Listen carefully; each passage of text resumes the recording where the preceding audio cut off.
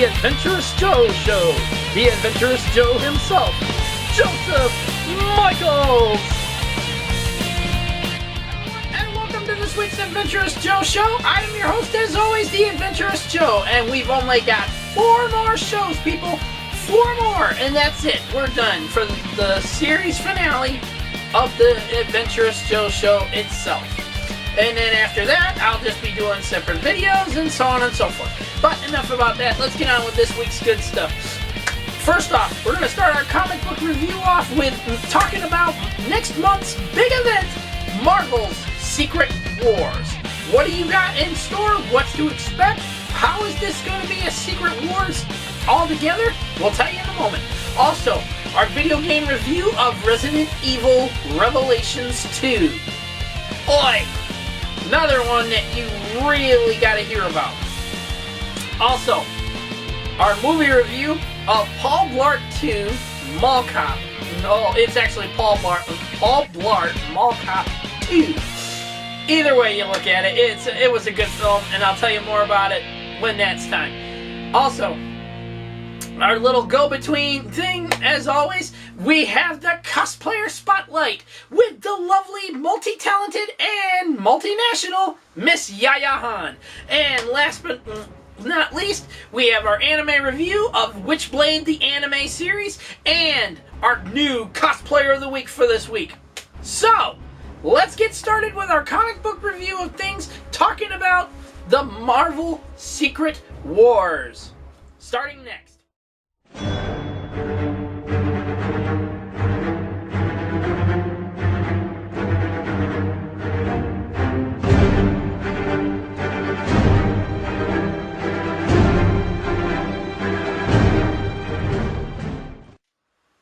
Alright everyone, it's time now for our comic book review, and I'm going to tell you right now, oh my god.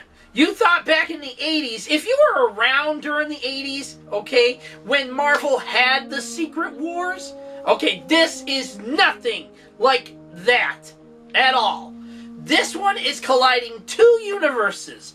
The universe that we all know as the Marvel Universe, and then there's the Ultimate Marvel Universe. And both of these universes are coming together, okay, in what they're titling Secret Wars. Okay, now Secret Wars has been done before, okay? Like I said, back in the 80s there was a whole 8-part miniseries, I believe it was, a 6-part miniseries at first, or an 8-part one, I think, I'm not sure. Either way, it was basically the Beyonder taking all these certain superheroes and certain supervillains, including Doctor Doom and a few others, and boom, putting them on this planet called the Battle World. Okay? And he basically wanted to see who could win in a fight. Good versus evil, no holds barred. Who would live, who would die, whatever. Okay? It didn't matter to him. To him, it was like a big game. Well, this Secret Wars, okay, is totally different from Secret Wars of the 80s. Okay? Secret Wars is basically, like I said, 2 universes of different sorts being mashed together and coming together. And in the process, changing Marvel Comics universe as we know it. Okay? Don't expect anything to be like you think it is. One, Amazing Spider-Man is getting back together Mary Jane and Peter Parker with their daughter May. What? Seriously, there's a new Spider-Man thing coming out that's called Renew Your Vows, okay? And basically, it's a what-if kind of storyline like Spider-Girl was, okay? The Amazing Spider-Girl, or whatever they called it back then, okay? It's basically, they have their little girl, they're still married, Peter is going around trying not to be Spider-Man so much and stuff, and so on and so forth, okay? Then there's other changes coming up. For one, we're talking about there may be no more mutants for X-Men. No more X-Men comics. What?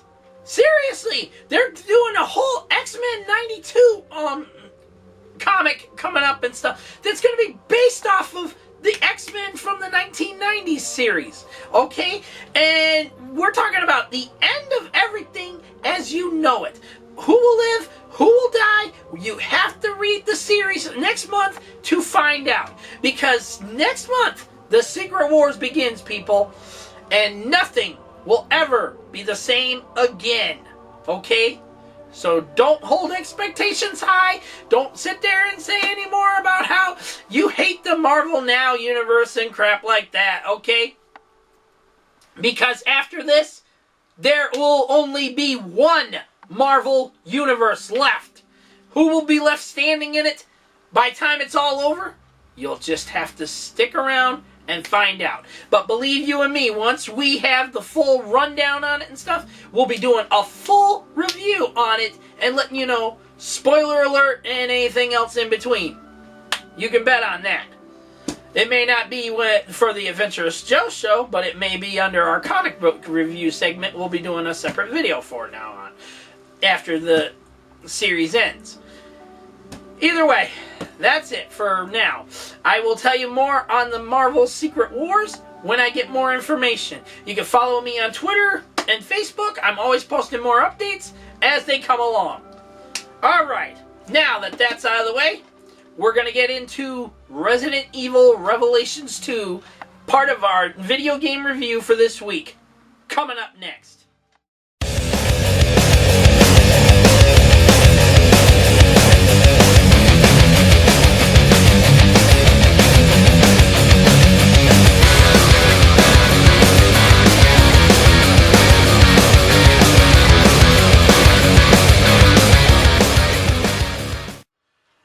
People, it's time now for this week's video game review, and it's on Capcom's Resident Evil Revelations 2. God, that is so freaking fucking creepy. Seriously. Would you like that on your video game cover? It was bad enough with Resident Evil Revelations. There's a bloody fucking hand on the cover. Okay? On some port window. Creepy. This one's just plain creepy. Either way, Resident Evil Revelations, before we get into Revelations 2 and tell you more about the gameplay and show you some gameplay footage and stuff, we're going to tell you a little more about this game.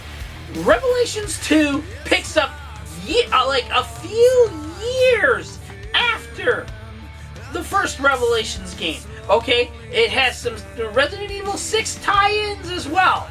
Okay, talks a little bit about events from Resident Evil 5 and 6. Okay, also, Revelations 2 is just like Revelations.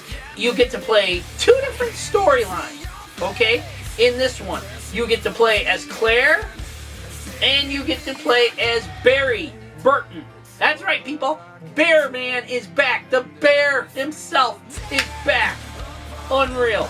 And I just got blown away by this game. I'll tell you right now, better than Revelations number 1. I'll tell you that right now. Better than that. Even though it still broke down into the episode storyline, stuff like that, it was still better. Now, let's get on with that gameplay footage and tell you a little more about this game. Okay, people, this is Resident Evil Revelations 2. Not Revolutions, Revelations. Okay? Now, I will tell you right now, better than the first game. More better storyline. More intense horror to it and stuff like that. Like, do you want jump scares? There's a lot of them in this game. I mean, seriously, you never know where they're going to come from. Okay?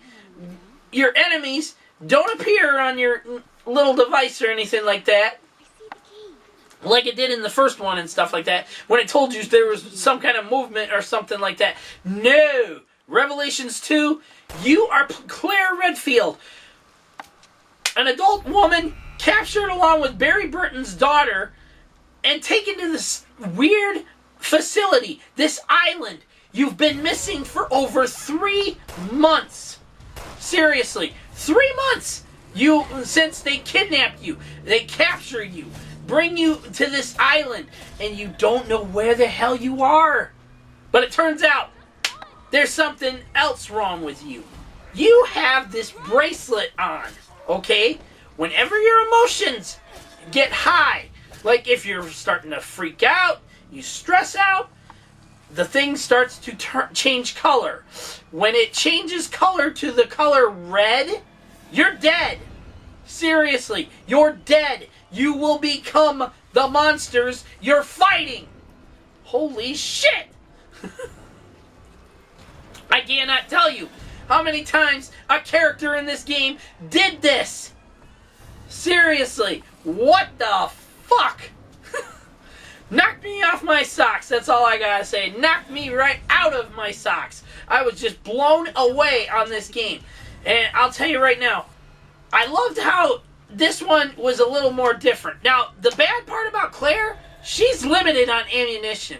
Barry, he comes to that frickin' island and he's loaded to the hilt. He's got machine guns, a shotgun, anything you can think of, he's got the ammunition. Okay? He's come there looking for his daughter. And Claire, he had no idea what the hell's taking place. Now, I'll tell you one thing right now. Resident Evil Revelations 2 has 2 endings. 2 endings, good and bad. The bad ending, I'll tell you right now, episode 4, okay, it's actually episode 3. Towards the end of episode 3, if you use Claire, and spoiler alert if you haven't played this, I'll tell you right now, spoiler alert. Okay, if you use Claire towards the end of episode 3, you're going to have the bad ending for episode 4. How are you asking this? Because Claire has to be able to stop all the monsters and zombies and shit that are coming after them and stuff.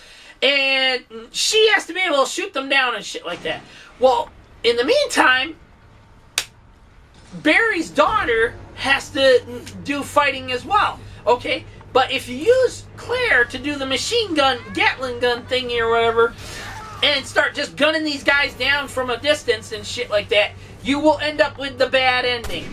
If you use Barry's daughter instead, you'll end up with the good ending, which gives you a better perspective on the game itself. It gives you an awesome ending like none other, okay? But if you get the bad ending, it's bad. It's really, really bad. Like the fact that the little girl that's traveling around with Barry, okay, the one that Claire and his daughter find, okay, the woman that's behind this whole mess, her name is Alex Wesker. Can you believe that shit? Alex Wesker. Alexandra Wesker. What the fuck? This bitch looks like she's been through the ringer and anything else in between. All I got to say right now is, bam! Good job, Capcom. You've finally done something better. Okay? Not since the first Resident Evil, okay, has there been a game this good. Okay? When it came to Resident Evil 1, 2, and 3, perfect. Had jump scares galore and shit like that. When it came to Resident Evil 4, 5, and 6, fuck up major. Jesus. Terrible. Okay? Either way, let's hear our final... You want to hear the final verdict? We're going to the final verdict right now. Alright. Final verdict for Resident Evil Revelations 2 is getting a slamming 8 out of 10. Pretty damn good.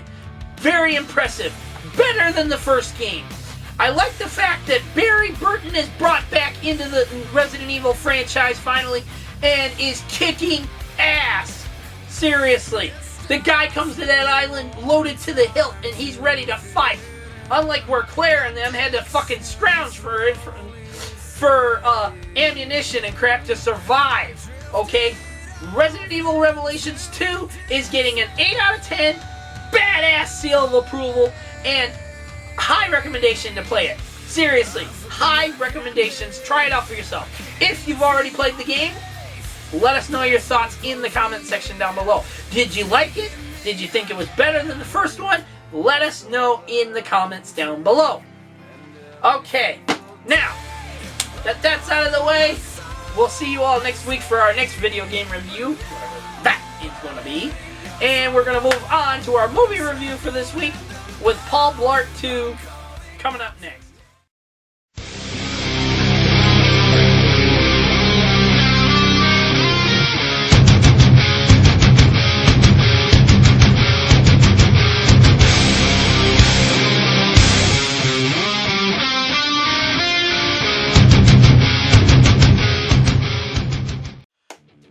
People, welcome to this week's movie review, and it's on Paul Blart Mall Cop number 2. And I will tell you right now, Kevin James, bravo, man, bravo, excellent. Not since King of Queens have I laughed this hard over this stuff, the kind of stuff that he does.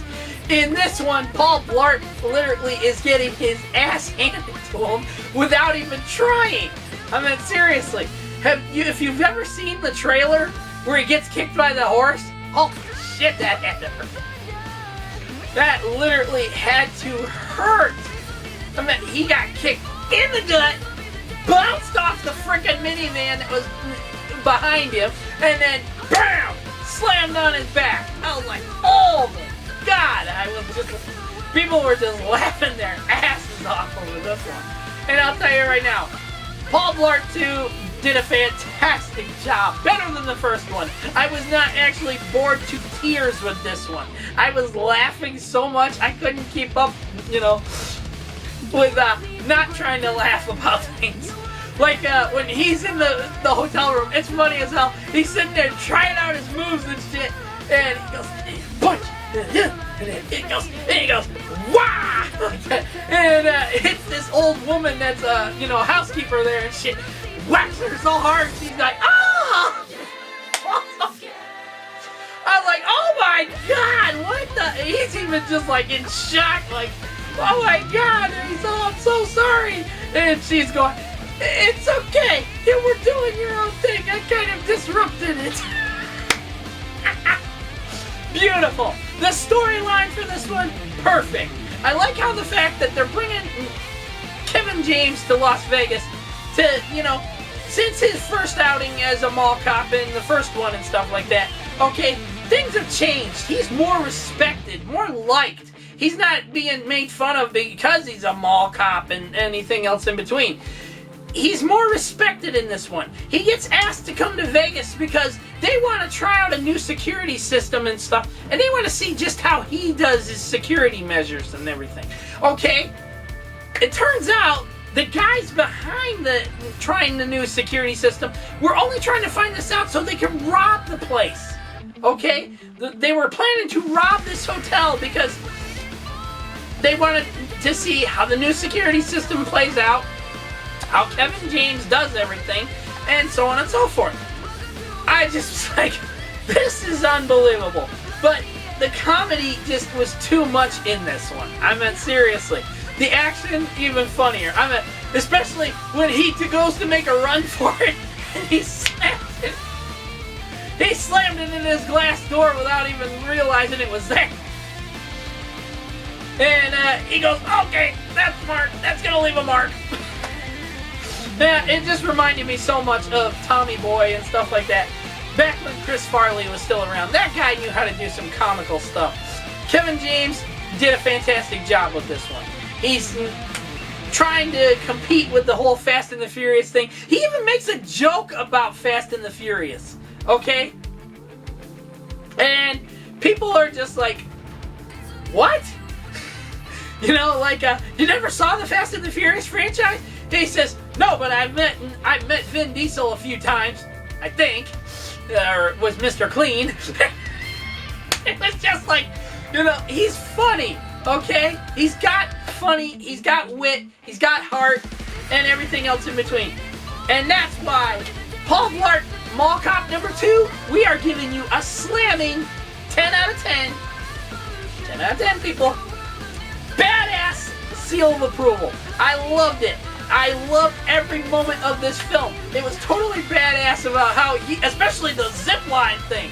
Holy shit! I thought that was just something in the trailer and stuff until they actually did it in the film, and I was like, oh my god, he's gonna. And zipline, here the zipline's like this, and he's about yay heavy, and it's like dragging him down, and he's just like, ah, like he's gonna die. Oh my god! Like I said, it was beautifully well done. The movie itself well deserves its 10 out of 10, and badass seal of approval, and high 2 thumbs up recommendations to go check it out for yourselves.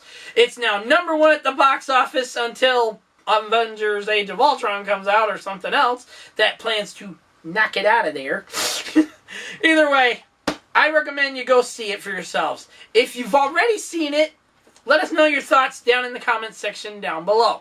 Did you like it? Was it good? Better than the first one? Not so great? Whatever. Let us know your thoughts in that comment section down below. Let's get into it, people. Okay, now, we're going to move on to a lovely young lady who has cosplayed quite a lot and is a professional at it as well. She's also a former Cosplayer of the Week on this show. We're talking about the lovely and multi-talented YaYa Han. Coming up next.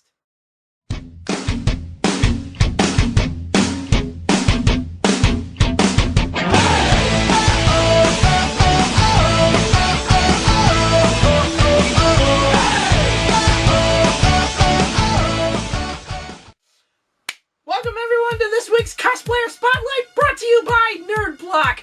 If you want to get in on nerdy goodness every month with their multi everything blocks, I mean, they've got junior blocks for the kids, they've got classic nerd block, horror nerd block, arcade block, and now comic block. Jesus, a new block already. How you like them apples? Either way, you want to check them out, go to follow the link down below to nerdblock.com and let them know the Adventurous Joe Show sent you. Okay, now, we're talking about this week's cosplayer in the spotlight is YaYa Han. This lovely lady has multi-talented everything. She's been featured on Heroes of Cosplay more than once. She is also a guest host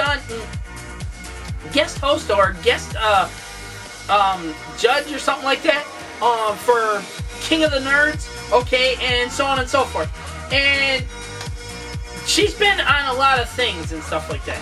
She cosplays a lot of characters, anything from Star Trek, Assassin's Creed, you name it, she's practically cosplayed it. She also does a bit of the modeling as well. She's very talented in everything. She does a fantastic job with all she does, and we were proud to induct her as one of the 2013 class of 2013, Cosplayers of the Week. She made Cosplayer of the Week on this show back in 2013, and then was inducted last year with the class of 2013-2014 to the T.A.J.S. Cosplayers Hall of Fame. Now, we're going to show you some of her amazing works, and we'll see you right afterwards. Enjoy!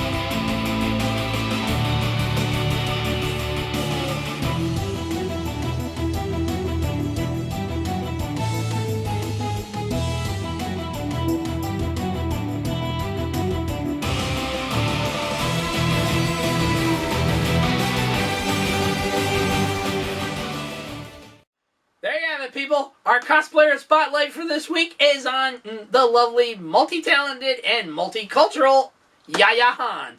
And I'll tell you right now, she's an amazing cosplayer, an amazing woman to know, an amazing person to know. I mean, you want to follow her on Twitter and all them? Links are down in the description. You can follow her on Facebook, Twitter, and I think Instagram and a few others. She's got a lot of them that she goes by and stuff like that. You can follow them on either one. Links are down there in the description. You can even check out more of her amazing cosplay work on her official Facebook page. Okay, now we're going to move on to our anime review of Witchblade, the anime series. Coming up next.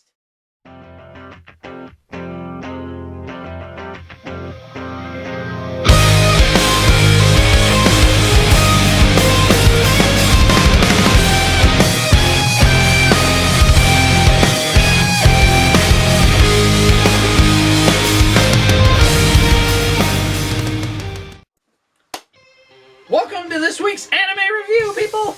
And it's on Witchblade, the anime series. Holy mother of pearlsy! This thing deserves a second season! But it never got one.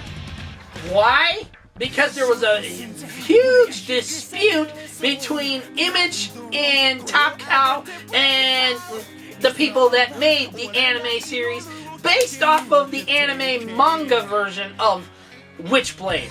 Okay? Never got a second season because of this. But, I'll tell you right now, it deserves one. So come on, people, put those animosities aside and get us a second season of this show. It deserves it. And I'll tell you right now, Witchblade, the anime series, was perfect. Greatly done in every way. I loved how when she becomes the Witchblade herself and stuff like that. And her hair just goes from short and brunette to long, fiery red. Okay? She gets this red, like, marking on her face and stuff like that. And she's always, like, and all this stuff with her blades and shit. And I was just like, holy crap! This series just was boom, right off the bat good. And I'll tell you right now, it had a very interesting story, unlike previous anime I've seen and stuff like that. Okay? Witchblade basically starts off with this woman having a child that she calls her daughter and everything like that, because she said when she woke up after a huge earthquake happened and stuff like that, she had this little girl. She had this baby. Okay? When she came to and stuff, she had this baby. She said she don't remember being pregnant. She don't remember any of these things. Well, it turns out as the story progresses that the child really is not hers. Okay? It really is not hers. It belongs to this other woman who experimented with the Witchblade thing. Okay? She has her own Witchblade. Okay? And she's able to turn herself into, just like the woman can turn herself with the Witchblade and stuff. And it's just over and over with the action and stuff like that. The dramatic storyline, the cover-up, the fake agency, and so on and so forth. It just got better and better and better. I mean, seriously. But the ending alone to the series blew my mind. I was just like, they can't end it this way. She can't die. Seriously, they can't just kill her off. They gotta bring her back somehow and stuff like that. This season, the series deserved a second season. But because of a dispute, like I said, between Top Cow, Image Comics, and the creators of the Witchblade manga comics and stuff, it never happened. They couldn't come to an agreement on something, and it never happened. So Witchblade never saw a second season. Why, people? This series was perfect. It needed to be done again for a second season. Somewhere out there, there's a fan script, okay? I came across it once, I think it was MySpace or one of them. There's a fan script, somebody wrote up about it and stuff, where she comes back from the dead because she was cloned, okay? And so on and so forth. And the story progresses differently. It was a perfect storyline. I said, this should be the second season. Sure, she had that little tiny bit of her left and stuff like that. See, the Witchblade had a malfunction to it. After so many uses, the user will die. Okay? Literally. They will begin to die. And it turns out, she really didn't want to die. She still wanted to be a mother to this little girl that's not hers and stuff like that. But she died. And the song at the end really kills you. I mean, seriously, Hold Me Closer, Get Closer. Okay. By, I think it's Kodu or something like that. Either way, it's a tearjerker kind of song, okay? It makes you sad to see the heroine die and stuff. And to know, will her little girl pick up where she left off? What would happen? What's going to happen out of this? It leaves you with a huge cliffhanger ending like none other, okay? The little girl found out that the guy that was trying to, help the woman control the Witchblade and shit, that's her real dad and stuff. And so on and so forth. There's a lot to this story that meets the eye. And right now, our final verdict on it is a 10 out of 10. Loved this anime series. I would highly recommend it. In fact, I am with 2 thumbs up, people. 2 thumbs up. I would go with an 8 out of 10 mostly because of the fact that it left us with a cliffhanger ending and stuff. But if there's never going to be a second season, it still deserves the 10 out of 10. And badass frickin' action nonstop in the thing. I loved it. Loved this series. And that's about it. Alright. Now, while I catch my breath here from all this talking, we're going to move on to our final part of the show, the Cosplayer of the Week segment. Who is this lovely woman, and did you know she's been cosplaying since 1998? It's like a year after I graduated high school. You'll find out more next.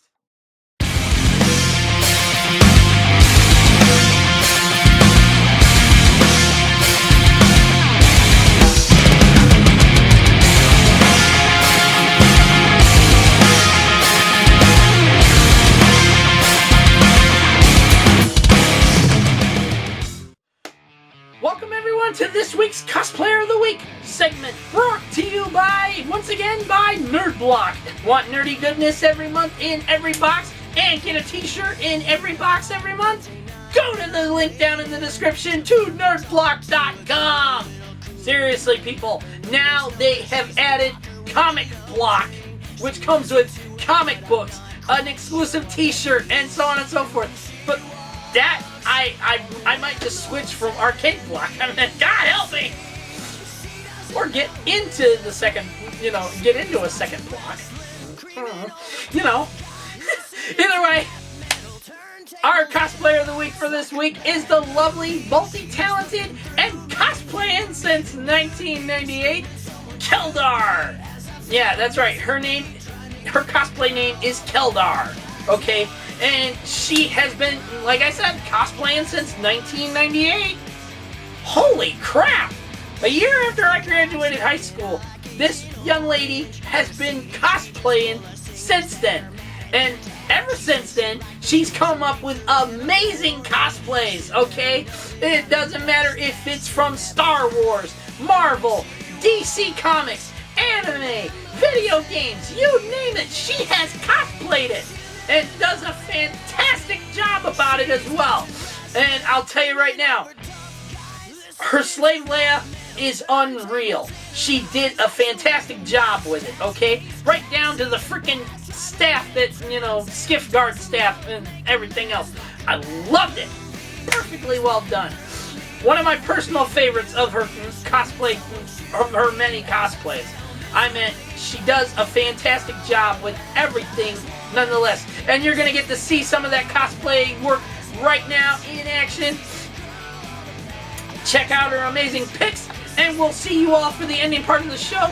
And also, give her big congrats, because Kelldar is our next inductee to the T.A.J.S. Cosplayers Hall of Fame, class of 2015. And once the class of 2015 has met their graduation at the end of this year, and they are automatic members to the Cosplayer Force. That's right, people. It's our official Facebook page on Facebook.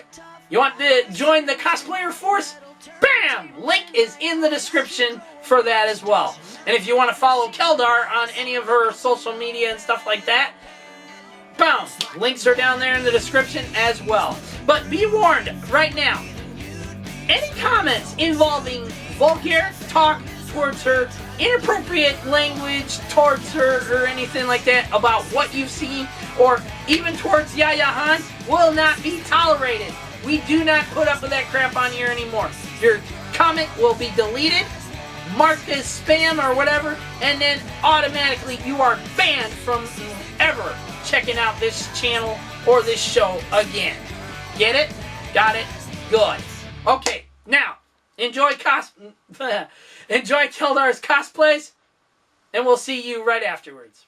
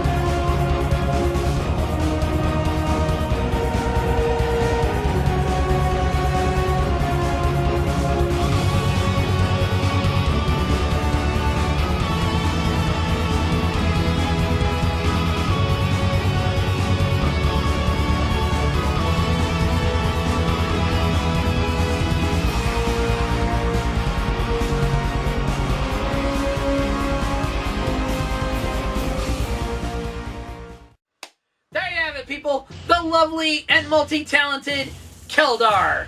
And once again, big congrats to her on all her success. And once again, also congrats to her being named our next inductee to the T.A.J.S. Cosplayers Hall of Fame class of 2015. She'll be joining the likes of McCubed Cosplay and Modeling, Skylander Cosplay, Alley Chew Cosplay, and a few others. There's quite a lot of them. I meant seriously. We got quite a few already lined up, people. Even Ryan Brandt is in that thing. Holy crap. That's like, you know, unreal, people. We've got the next generation of cosplayers all in a row, and that's actually pretty awesome for us. Seriously, even though this show is ending, Cosplayer of the Week and the Cosplayer Spotlight will still continue. I will post them every once a week and stuff like always, and they'll be just their own separate thing.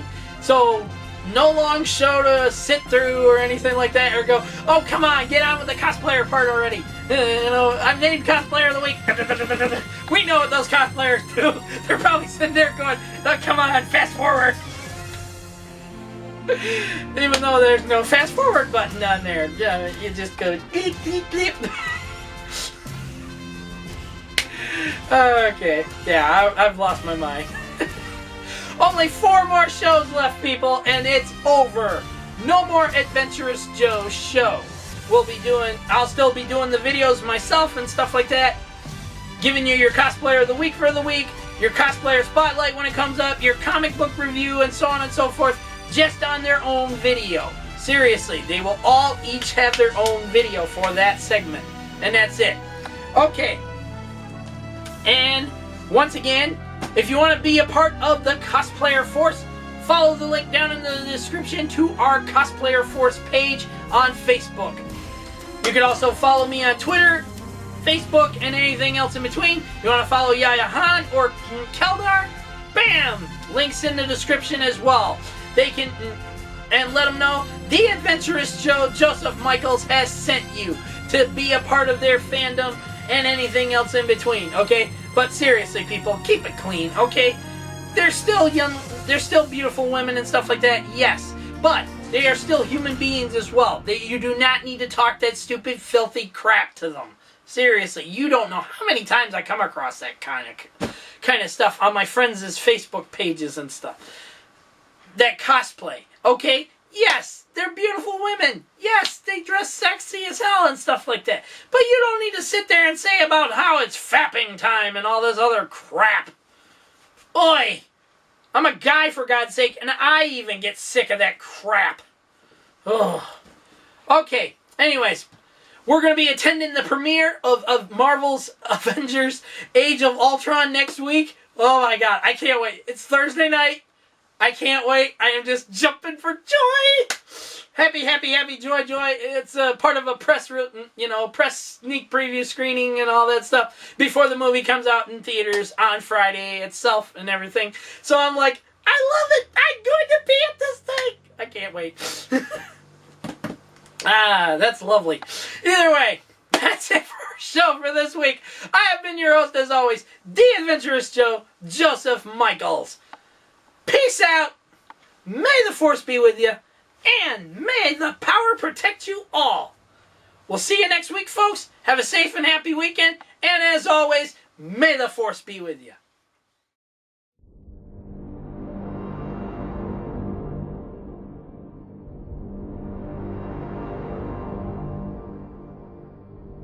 Is it really surprising that the most powerful man in the world should be a figure of controversy?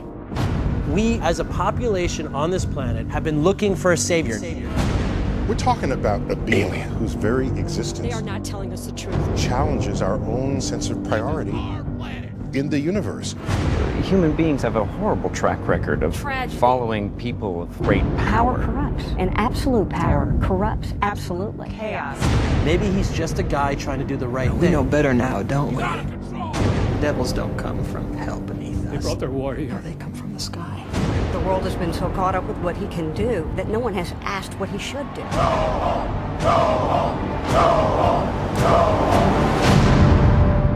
That's how it starts. The fever, the rage, the feeling of powerlessness that turns good men cruel.